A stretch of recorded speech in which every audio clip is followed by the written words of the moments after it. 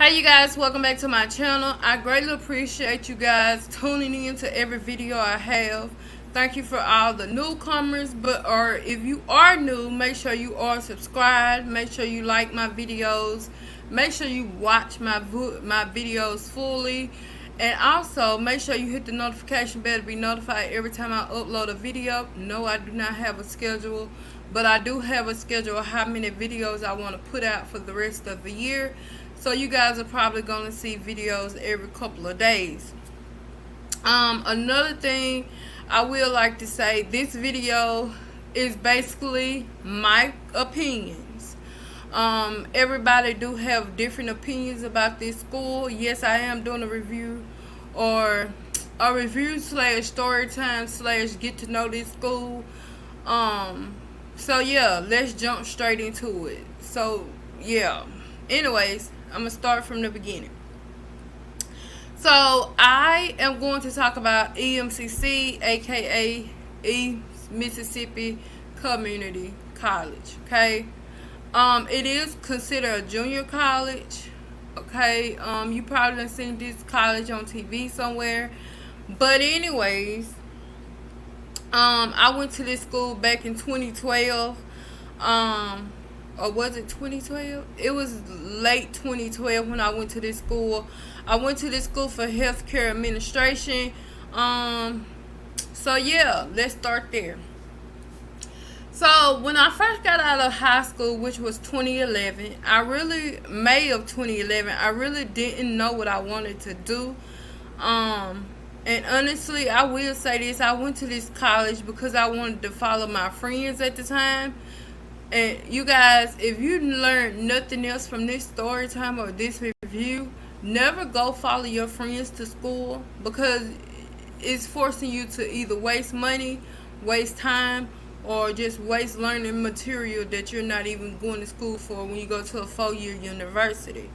So anyways, I went to this school, like I said, because my friends went there. So I thought just for me to keep up with my friends, I must go to this school. So when I first got on, I first decided to do this when I got in trouble in after my graduation of May 2011. I got in some legal troubles, and I hold that thought. They would want to bother me when I'm doing something. But anyways, I got in some legal trouble after I graduated, and I figured like, hey, you're hanging out with the wrong people, so now it's time to change who you hang around with, because if you continue hanging around with those people, you're going to get in some trouble. So I thought, okay. So I said, hey, I started looking at schools. This time I was deep in becoming a nurse. So I started looking up schools like the best community college to go for nursing, any kind of healthcare I can get into. I tried to get into it because at the time, like I am today, I still like helping people. So that's is when I ran up on EMCC. So when I got to EMCC, I had to fill out this application. I had to fill out my FAFSA. And I think in a couple of more videos, I'm going to talk about the FAFSA if I have not already uploaded it. It's financial aid for students assistance. So I did all the paperwork. Okay. So then when I did all the paperwork and I got to the school, the numbers didn't add up. Okay. So when I got to the financial aid office, this is my opinion. I feel like EMCC is only about money. You get what I'm saying? I feel like they know that minority kids or students or adults can't get in college if they really don't have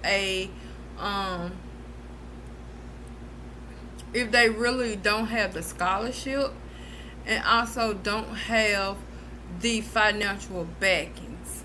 Hopefully I'm making sense, because I'm trying to choose my words wisely, because I don't want to hurt or offend anyone. But that's basically what it is. So when I got to the financial aid office, At the time, this is when I really wasn't saving my money. I really The only scholarship that I really had was cause of band, but I knew when I go to a university or a community college, I didn't want to pursue me going into band, because band for me for high school, it was fun, but I did not miss all the hot days, all the cold days, all the rainy days. I didn't miss none of that. All the competitions and all that stuff we had to go to, all the money my parents had to dish out because of band. So, and then also at the time I did have a scholarship for volleyball, but at the time my mindset, because I had got in that trouble, really wasn't on volleyball. It wasn't on power puff football. It wasn't on any of that. I just wanted to run the streets and do what I wanted to do without knowing or without caring what the consequences was. So, like I said, I went into the financial aid office. When I went into the financial aid office, like I said, the numbers wasn't adding up, because on the computer it says that I was qualified for this amount.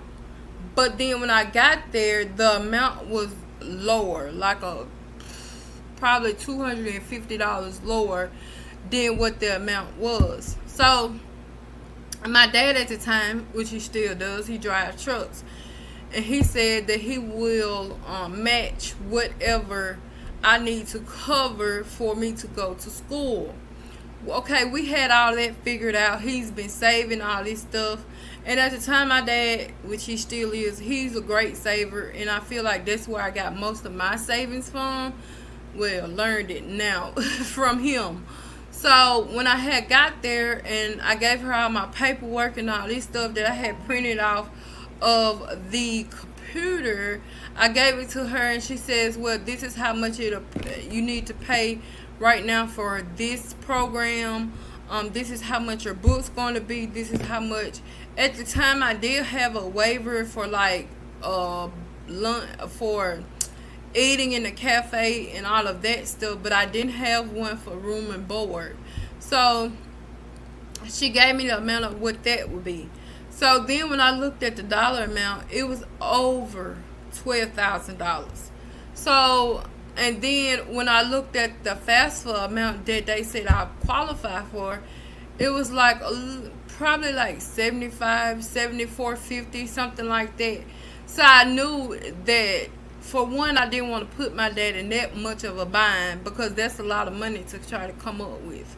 But he also said he'll do it. But then at the time, I also had money from like graduation, from birthdays, all this stuff put back in a bank that I didn't know nothing about. It just, the only part I knew about was graduation.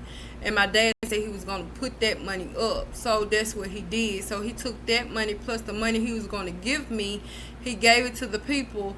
And still, you guys, that wasn't enough. Because when we paid all that off, then they come back around and say, hey, room and board has went up, so you have to pay X and X and X. So at this time, it was like close to the semester to begin, because at the time, it was like August. I think school started somewhere in August, but this right here all happened in June. So I did want to go to summer school, but I'm like, I can't come up with all this money during the summer, then go to summer school. So I decided to go to school in the fall. So my dad came up with the rest of the money, but then I'm looking like, okay, I only have like a month to get everything squared away. So it was really disappointing, because at the time I knew I had to pay all that money, because for room and board, I could start school, but I would have nowhere to stay, even though I'd have paid at least over half of what was due for room and board.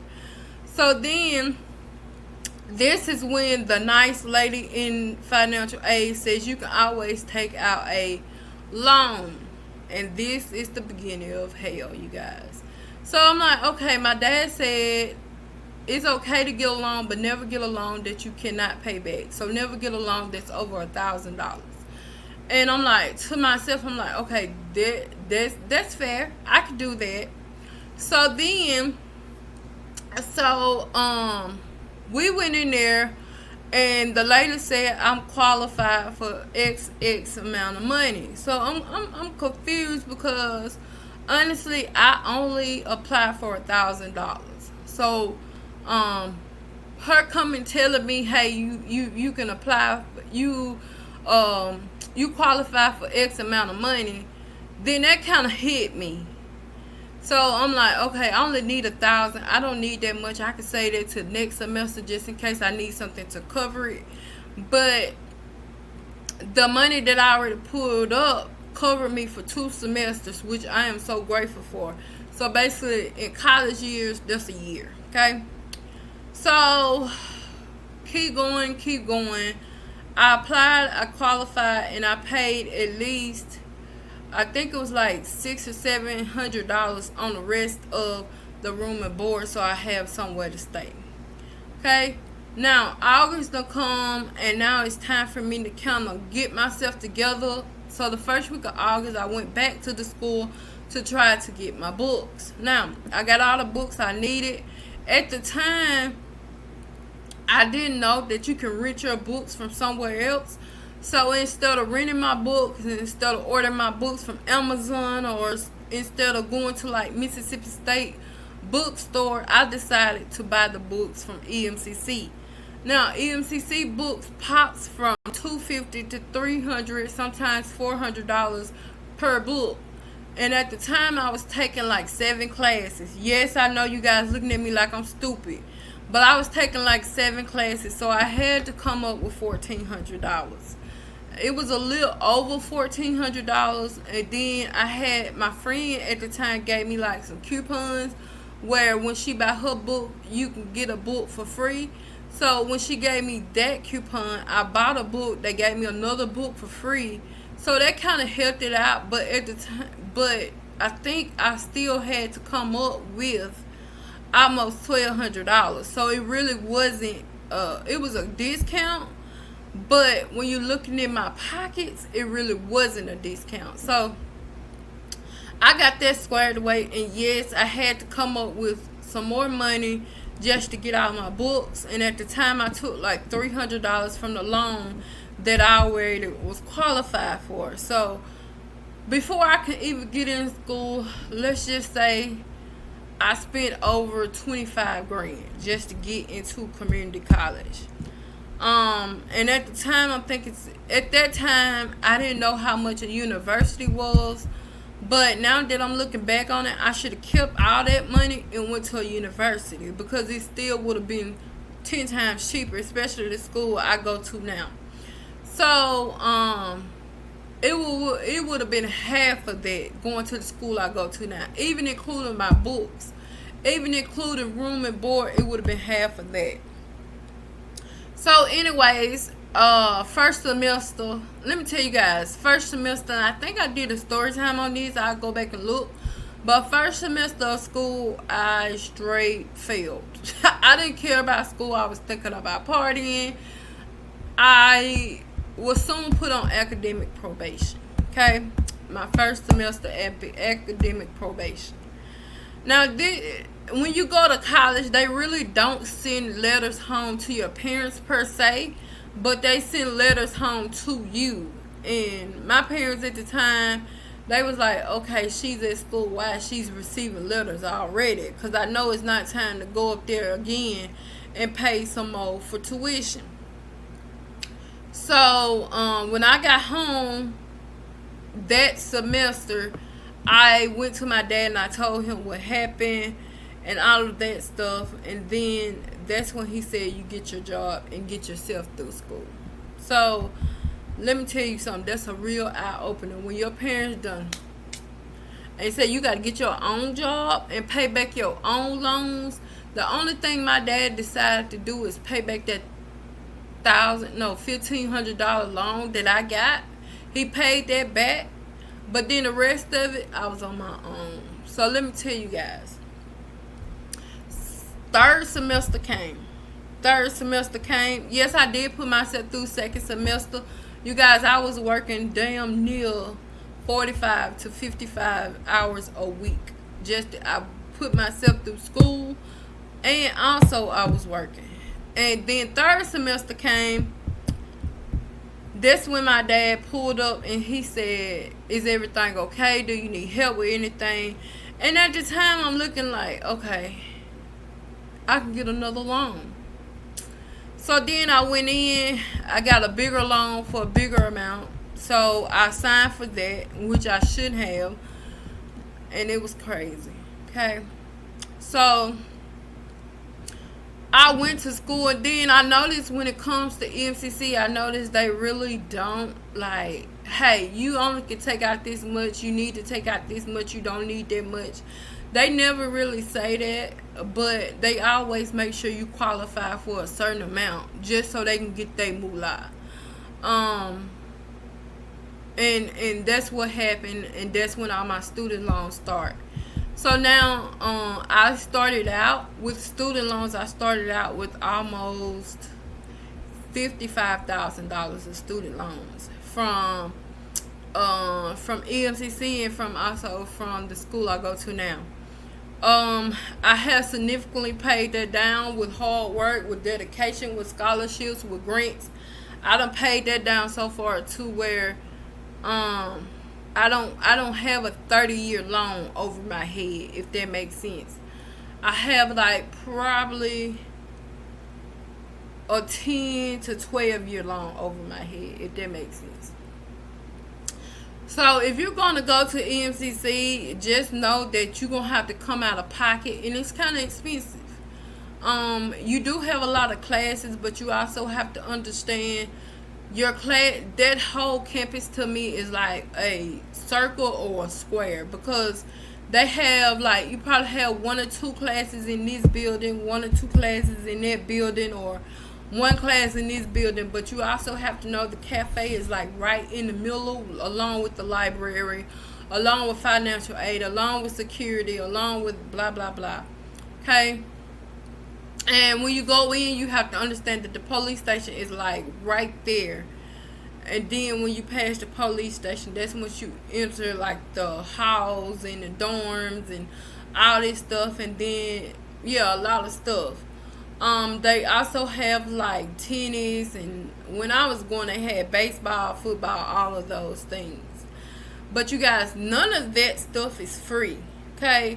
And they barely ever have something free on campus. If it is like festivals and stuff free on campus, it's like it's in at a certain time. You can't drink, you can't smoke, you can't do what you want to do. Period.